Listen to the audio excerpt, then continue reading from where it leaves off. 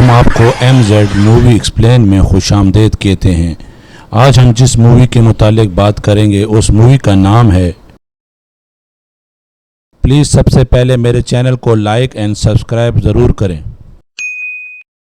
कहानी की शुरुआत हुई साउथ ग्रीस में चल रही बहुत ही खतरनाक जंग को दिखाने से। दोनों ही किंगडम्स यानी राज्य के सिपाही एक दूसरे से पूरी तरह लड़ रही थी। लड़ाई उनकी जोरों शोरों पर थी। तलवारबाजी और तीर मार मारकर एक दूसरे को हरा रही थी। सब कुछ तबाह बर्बाद हो चुका था। बहुत सारे सिपाही और वॉरियर्स यानी योद्धा तो पानी में डूबकर मारे जा चुके थे। इसके बाद जब सब कुछ शांत हुआ तो एक खतरनाक और मगरूर राजा जो अच्छा नहीं था वो साउथ ग्रीस के राजा के पास जाकर उसे लड़ाई के लिए ललकारता है, क्योंकि वो दोनों दुश्मन थे। साथ में वो अपनी काफी बड़ी फौज भी लेकर गया था। साउथ ग्रीस के राजा को लगा कि ये हमला करने के लिए आ रहा है, तो उसने अपने सिपाहियों को कहकर तलवारों और तीरों का रुख उनकी तरफ करवा दिया। फिर जब साउथ ग्रीस का राजा खुद सामने आया तो बुरा राजा उसके सामने एक शर्त रखता है कि हम जंग तो लड़ेंगे पर इसमें सिर्फ तुम्हारी और मेरी लड़ाई होगी। सिपाही बिल्कुल आगे नहीं आएंगे क्योंकि हम उनका खून नहीं बहाएंगे। हम में से जो भी जीतेगा वो अपने किंगडम के साथ साथ दूसरे किंगडम का भी हकदार होगा। जीतने वाले को वहाँ का सब कुछ जैसे कि दौलत, शोहरत, इज्जत सब मिलेगा। साउथ ग्रीस का राजा इसके लिए मान गया, जिसके साथ ही दोनों की खतरनाक लड़ाई छिड़ गई। एक दूसरे पर जोरदार तलवार का हमला हुआ। साउथ ग्रीस का राजा जैसे ही तलवार से बुरे राजा का सर काटने लगा वो साइड पर हटकर बैठ जाता है। फिर दोनों तलवारों से लड़ते रहे। बुरे राजा ने भी उस पर वार करके सर काटना चाहा, लेकिन वो भी घूमकर साइड में हो गया। यानी दोनों ही एक दूसरे को बराबर की टक्कर दे रहे थे। लेकिन एक वक्त ऐसा आया जब बुरा राजा उस पर भारी पड़ना शुरू हो गया। वो उस पर जोरदार वार कर रहा था, लेकिन जब साउथ ग्रीस का राजा उसकी वार को रोकने में नाकाम रहा तो बुरे राजा ने मुक्का मारकर उसे पीछे कर दिया, जिससे वो और कमजोर हो गया क्योंकि वार उसके सीने पर हुआ था। लेकिन बुरे राजा ने दोबारा लड़ने के लिए उसकी तरफ तलवार फेंकी। वो जैसी तलवार पकड़कर लड़ने के लिए उठा, फिर से बुरे राजा ने तलवार पर वार करके उसे रोक दिया। और बुरा राजा इतने जोश में आ गया था कि तलवार वही जमीन में गाड़ कर हाथों से लड़ने लगा। लेकिन दूसरा राजा अभी भी तलवार से लड़ रहा था। बुरे राजा ने उसकी तलवार पकड़कर उस पर वार किया, फिर गर्दन से पकड़कर उसे हवा में कर दिया। इसके बाद जोर से जमीन पर पटक के मारा। राजा जब ढेर हुआ तो बुरे राजा ने उसके सर पर वार करके उसका हेलमेट ही अलग कर दिया। फिर हेलमेट को तलवार पे रख के हवा में लहरा दिया, जो जीतने की निशानी थी। और इस तरह उसने बुरी तरह साउथ ग्रीस के राजा को हरा दिया। जिससे उसके सिपाही तो बहुत खुश हुए, झूम उठे, लेकिन साउथ ग्रीस के लोगों के मुंह लटक गए और वो भी बुरे राजा को अपना राजा समझकर उसके सामने घुटने टेकर बैठ गई, अपने सर झुका लिए। जीतने के बाद जब बुरा राजा अपने महल आया तो उसकी वाइफ यानी रानी जो बहुत अच्छी थी उससे पूछने लगी कि तुमने साउथ ग्रीस के राजा पर हमला क्यों किया, जबकि उसने तुम्हें कुछ कहा भी नहीं था, वो तो अच्छा था। इसमें राजा जवाब देता है, मेरी जान, ये मैंने तुम्हारे लिए किया है। रानी बोली, झूठ, तुमने मेरे लिए नहीं बल्कि अपने लिए, दौलत, शोहरत, ताकत के लिए किया है। इस बात को लेकर इनकी बहस हो गई। रानी नाराज होकर यहाँ से चली जाती है, जिससे हम समझ गए कि इनके बीच के ताल्लुक खास अच्छे नहीं है। रानी बहुत परेशान थी, इसीलिए वो गॉडेस यानी देवी के मंदिर गई। रो रो कर उन्हें पुकारने लगी, कहती है, गॉडेस बाहर आइए, मुझे आपकी मदद चाहिए। फिर जब गॉडेस वहाँ आई तो वो रानी को संभालती है। रानी उन्हें बताती है कि मैं अपने हस्बैंड यानी बुरे राजा के जुल्म से तंग आ चुकी हूँ, कैसे भी करके इस सबसे छुटकारा हासिल करना चाहती हूँ, तो बताए मैं क्या करूँ। गॉडेस कहती है कि अगर तुम चाहो तो मैं तुम्हें एक बच्चा दे सकती हूँ जो तुम्हारे हस्बैंड के इन सारे जुल्मों को खत्म करके बुराई के खिलाफ लड़ेगा। रानी बोली, पर मैं अपने हस्बैंड को पसंद नहीं करती, एक बच्चा हमारा पहले ही है, दूसरा बच्चा नहीं चाहती उसे। इस पर फौरन गॉडेस बोली, अपने हस्बैंड से नहीं, मेरे हस्बैंड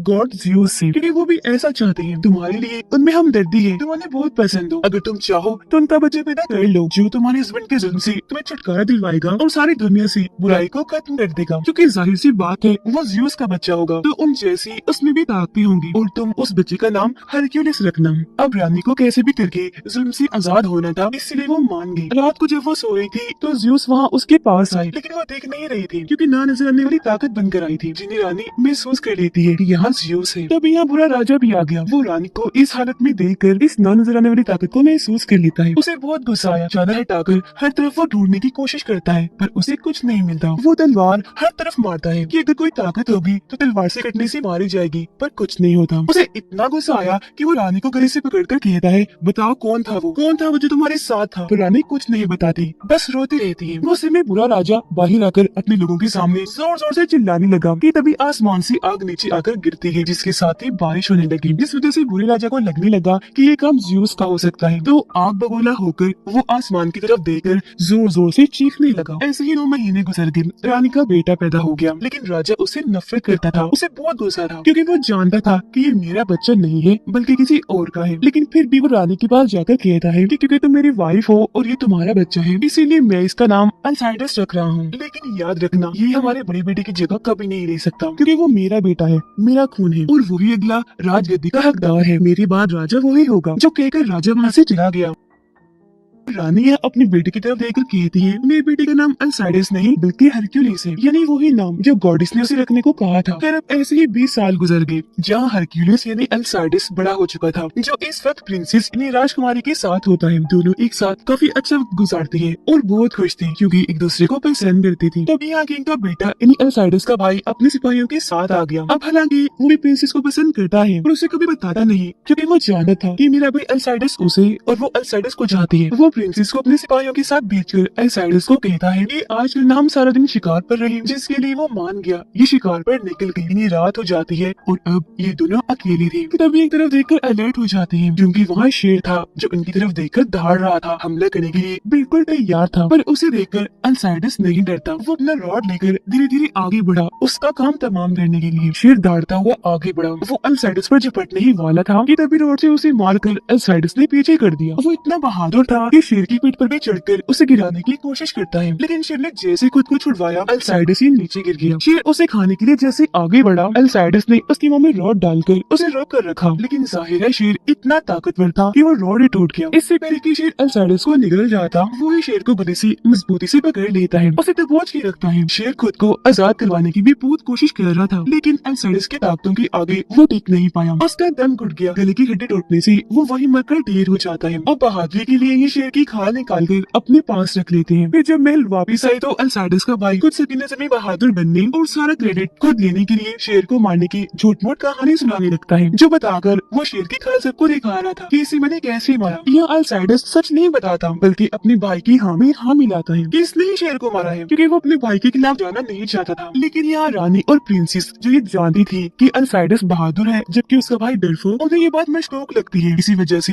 वो काफी हैरान थी। लेकिन बुरा राजा अपने बेटे की इस बहादुरी की वजह से बहुत खुश हो जाता है और वो उसकी और रानी की शादी फिक्स कर देता है। लेकिन राजा का ये फैसला अल्साइडस और प्रिंसेस को जरा भी पसंद नहीं आया। वो बहुत हैरान थी। प्रिंसेस को तो इतना गुस्सा आता है कि फौरन वहाँ से चली जाती है। इस फैसले से खुद रानी अल्साइडस की मॉम भी खुश नहीं थी। प्रिंसेस का मूड खराब हो गया था, इसलिए अल्साइडस अपना घोड़ा लेकर उसके पीछे जाता है मनाने के लिए। अल्साइडस का भाई अपने डैड किंग को बताता है कि डैड आपने शादी फिक्स भी कर दी है, मैं खुश भी हूँ, लेकिन जिसके साथ शादी होनी है वो खुश नहीं है, वो तो अल्साइडस को पसंद करती है। जिस पर किंग उल्टा उसे गुस्सा होने लगा कि इतना मत सोचो, इस बात से कोई फर्क नहीं पड़ता कि वो किसे पसंद करती है और किसे नहीं, तुम्हारी उसके साथ शादी तय हो गई है, तो जाओ उसे वापस ले आओ, मान जाएगी। प्रिंसेस जो अपना घोड़ा बहुत तेजी से लेकर भाग रही थी, अल्साइडस उसके घोड़े के सामने अपना घोड़ा लाकर खड़ा कर देता है और उसे रोककर घोड़े से नीचे उतारता है। वो बहुत रोती है, कहने लगी अल्साइडस मैं तुमसे प्यार करती हूँ, ना कि उससे, तो मैं तुमसे शादी करना चाहती हूँ, उससे नहीं। ये लोग हमारे प्यार को कभी नहीं समझेंगे, चलो यहाँ से भागकर कहीं दूर चलते हैं, हम शादी कर लेंगे, अपनी अलग जिंदगी बसाएंगे जिसमें हम बहुत खुश होंगे। इससे पहले कि यहाँ से निकलते अल्साइडस का भाई अपने सिपाहियों के साथ यहाँ जाता है, इनका पीछा करने लगा, जिसके बाद दोनों को पकड़ लिया जाता है। उसका भाई अल्साइडस को किंग के सामने ले आया। किंग उसे कहता है अल्साइडस मैं जानता हूँ तुम मेरे इस फैसले से खुश नहीं हो, लेकिन तुम्हें मैं ये हुक्म मानना ही है। वो बोला नहीं, मैं रानी से प्यार करता हूँ और वो मुझसे, तो मैं उसकी शादी किसी और के साथ होने नहीं दूंगा, बेशक वो मेरा भाई ही क्यों ना हो। लेकिन किंग कहता है कि नहीं, कल तुम इजिप्ट मिस्र जा रही हो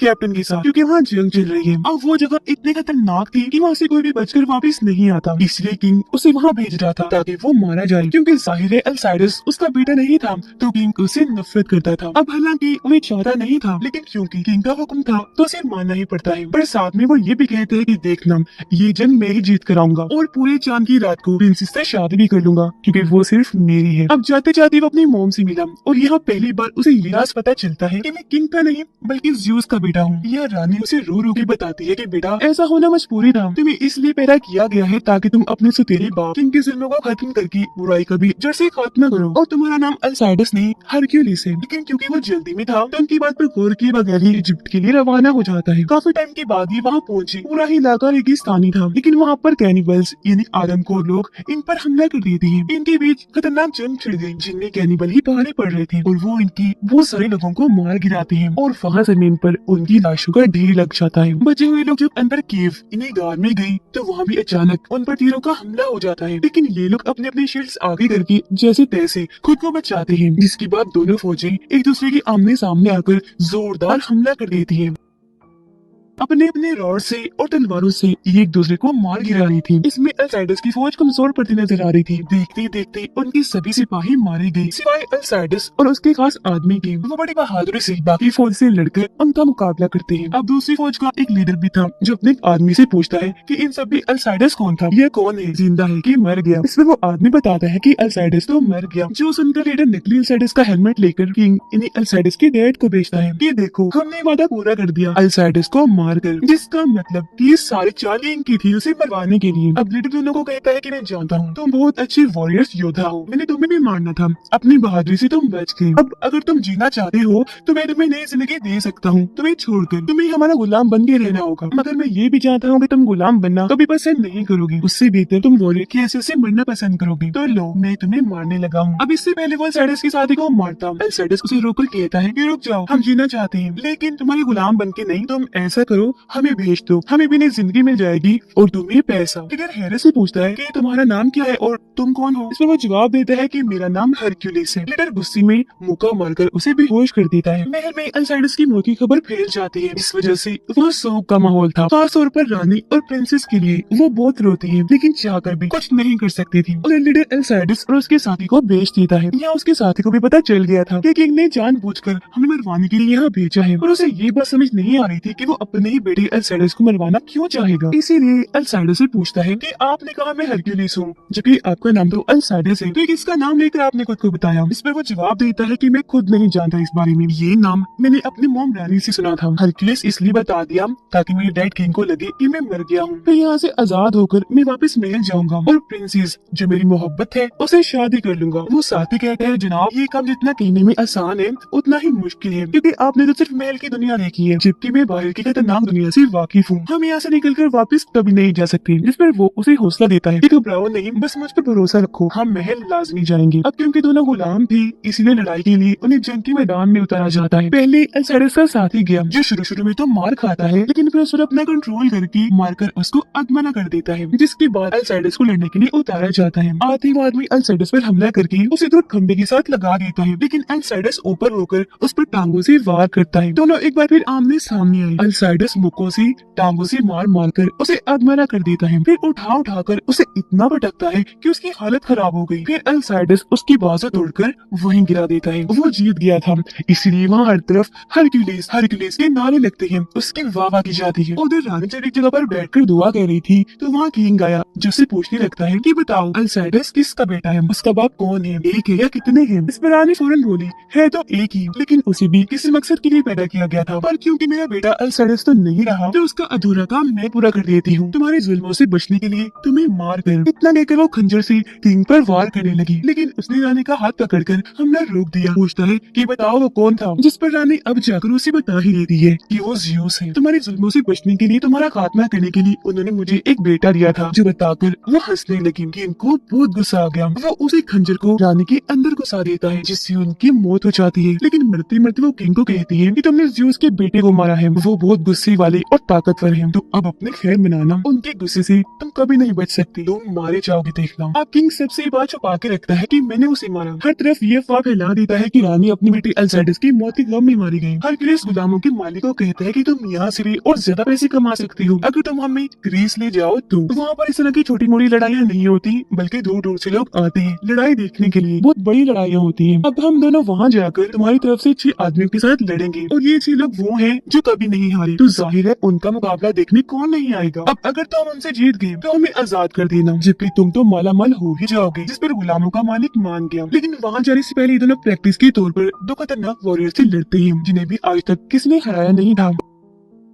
पर क्योंकि हरक्यूलिस और उसका साथी भी बेहतरीन वॉरियर्स थे, किसी से कम नहीं थे, तो ये भी इनका डटकर मुकाबला करते हैं। यहाँ उनकी खतरनाक लड़ाई छिड़ गई। पहले अल्साइडस लड़ने के लिए आया, लेकिन वॉरियर उसे दूर फेंक देता है। उसका साथी आगे बढ़ा, अपने रॉड से उसके मुंह पर वार करता है, जबकि अल्साइडस भी तब तक उठकर उसे खूब मारा था। वो उसे 2 पहाड़ों के बीच फंसा देता है। लेकिन जब अल्साइडस ने देखा कि मेरे दोस्त की जान को खतरा है, तो फौरन वहाँ जाकर अगला बार होने से पहले ही उसे बचा लेता है, जिसके बाद दोनों दोबारा से उन वॉरियर से लड़ते हुए आखिरकार उन्हें हरा देते हैं। लेकिन इस सब में हरक्यूलिस का साथी बहुत जख्मी हो गया था। उसकी हालत देखकर गुलामों का मालिक कहता है ये तो चल भी नहीं सकता, वह लड़ाई क्या करेगा। इस पर हरक्यूलिस का कहना था कि फिक्र ना करो, मैं अकेला ही उनसे लड़ूंगा, जिसके लिए मालिक मान गया। जिसके बाद ये लोग हरक्यूलिस के साथ ग्रीस आ जाते हैं। यह उनके किंगडम का खास आदमी कैप्टन भी था। उसे चुपके से पकड़कर हरक्यूलिस अपने और अपने दोस्त के बारे में बता देता है कि हम जिंदा हैं, जो सुनकर कैप्टन बहुत खुश हो गया। जिसके बाद हरक्यूलिस को जंग के मैदान में उतारा जाता है उन 6 लोगों से लड़ने के लिए, जहाँ वो बड़े आराम से एक हीरो की तरह एंट्री लेता है। फिर दौड़कर उनकी तरफ बढ़ने लगा। हालांकि वो तलवार और रॉड से उसका रास्ता रोकने की कोशिश करने लगी, लेकिन पहले वो एक पर तलवार से वार करके उसे दूर मारता है। फिर उछलकर दूसरे पर बैठकर उसके सीने में तलवार घुसा देता है। एक जैसे उसे रोकने आया, हरक्यूलिस ने उसे पकड़कर हवा में लहराकर जोर से जमीन पर पटक कर मारा। गिरते गिरते वो आदमी दोनों साथियों पर जाके लगा, जिससे वो भी गिर जाते हैं। अब दोनों मिलकर एक साथ फिर से उस पर हमला करना चाहा, लेकिन हरक्यूलिस अपने शील्ड और तलवार से बचते हुए एक के अंदर अपनी तलवार घुसाकर उसे मार देता है। फिर आखिरकार बचे दोनों को भी वो मार गिराता है, एक को हवा में उठाकर जबकि दूसरे पर अपने शील्ड से हमला करके। और इस तरह से उसने अकेले ही इन 6 पर भारी पड़ के इस जंग को जीत लिया। जीत की खुशी में अपना रॉड वो हवा में लहरा देता है। लड़ाई खत्म होने के बाद कैप्टन और हरक्यूलिस के साथी उसे मिलने आए। कैप्टन उसे बताता है कि बड़े अफसोस के साथ कहना पड़ रहा है कि आपकी मोम रानी को राजा ने मार दिया है। फिर एक खंजर दिखाते हुए बताता है कि ये मैंने आपके लिए रखा था, जो आपकी मोम के सीने से निकाला है, क्योंकि वहीं पर किंग ने वार किया था। ये सुनकर हरक्यूलिस बहुत टूट गया, दुखी होकर अपने गर्दन झुका लेता है। फिर खुद को संभालते हुए कहता है कि अब इस बारे में प्रिंसेस को मत बताना कि मैं जिंदा हूँ, वरना वो ये खबर सबको बता देगी। खुशी की वजह से बात उसके पेट में नहीं रहेगी, क्योंकि लोग ग्रीस के गाँव पर हमला कर देते हैं। वहाँ लोगों को उनके घरों से बाहर निकाल कर मार मार कर उनसे पैसे वसूल करते हैं। लेकिन तभी यहाँ हीरो हरक्यूलिस आ गया, जो सब सिपाहियों पर हमला करते करते उनकी खूब धुलाई करता है। जो भी वार करने के लिए आगे आ रहा था, वो उठा कर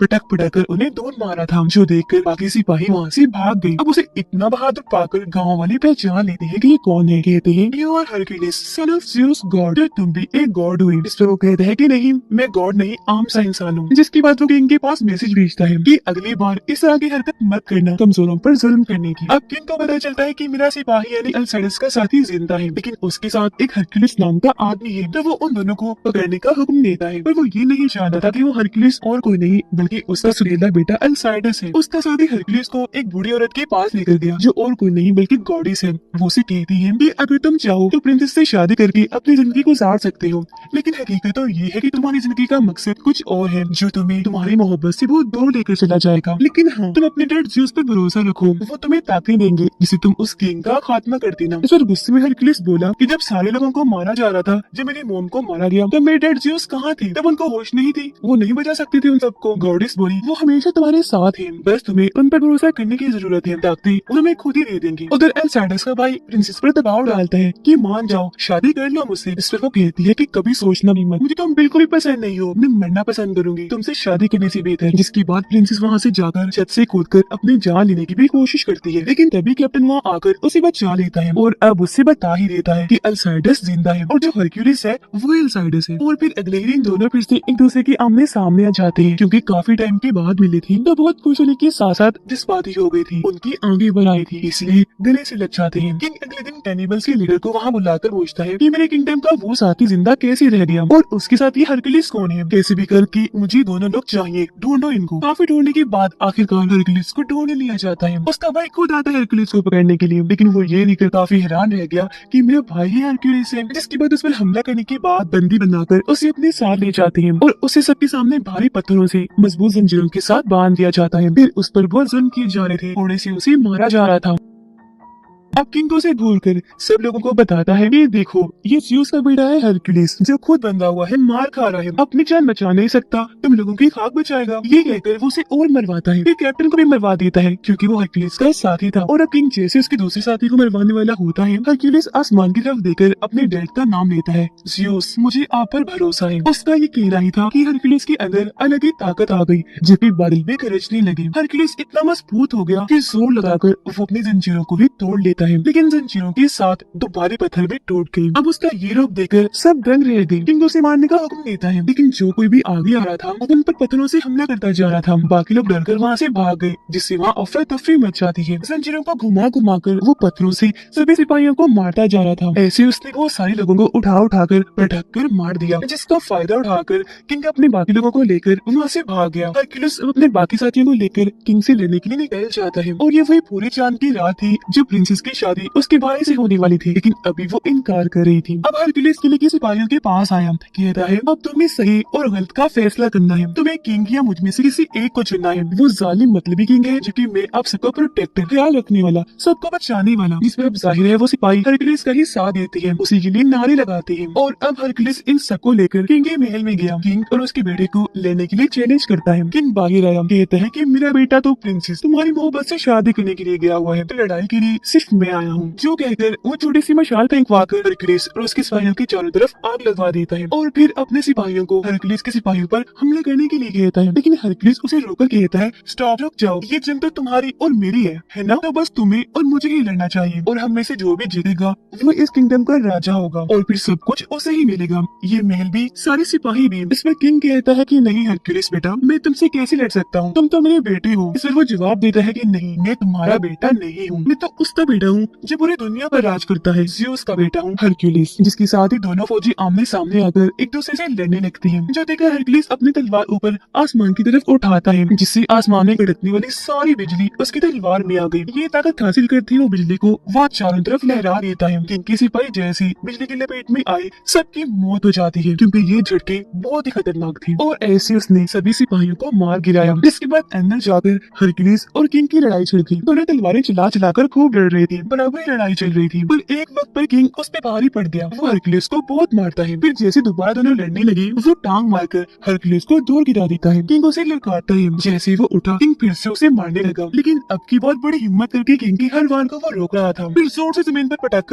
उठा कर मारने लगा। वो फिर किंग को पकड़कर उसे बस जान से मारने ही वाला था कि तभी यहाँ किंग का बेटा प्रिंसेस को बंदी बनाकर ले आता है और किंग को छोड़ने के लिए कहता है। उसने प्रिंसेस पर खंजर रखा हुआ था, लेकिन प्रिंसेस उस खंजर को पकड़कर अपने सीने में घुसा लेती है। आर पार होकर वो किंग के बेटे को लगा, जिससे वो इतना जख्मी हो गया कि वहीं गिर जाता है। फौरन ही उसकी मौत हो जाती है। प्रिंसेस भी जख्मी होकर वहीं गिर गई, जो देखकर हरक्यूलिस जोर से दहाड़ता है। उसे इतना गुस्सा आ गया कि वो दोबारा किंग से लड़ने लगा। इस बार वो दूर से लड़ रहा था। वो किंग को बहुत मारता है तलवारों से, जिसमें अलग अलग हिस्सों पर वार करके उसे दूर उठाकर मारता है। हालांकि वो खुद को बचा रहा था, लेकिन इस बार हरक्यूलिस की आगे कमजोर था। हरक्यूलिस उसे उठाकर दूर मारता है, फिर कूद कर उसके पास आया और अपने खंजर को किंग के सीने में जोर से घुसा देता है। किंग की मौत हो गई और इस तरह उसने अपनी मौत का बदला ले लिया। किंग के खात्मे के साथ साथ उसके जुल्म भी अब खत्म हो जाएंगे। जैसे वो प्रिंसेस के पास आया, ये देखकर काफी खुश हो गया कि वो जिंदा है। जिसके कुछ अरसे के बाद उनकी शादी हो गई। जो वो चाहते थे वो हंसी खुशी रहने लगे, जहाँ उनका क्यूट सा प्यारा सा बेटा पैदा हुआ जो अगला प्रिंस बनेगा। उनकी फैमिली पूरी हो गई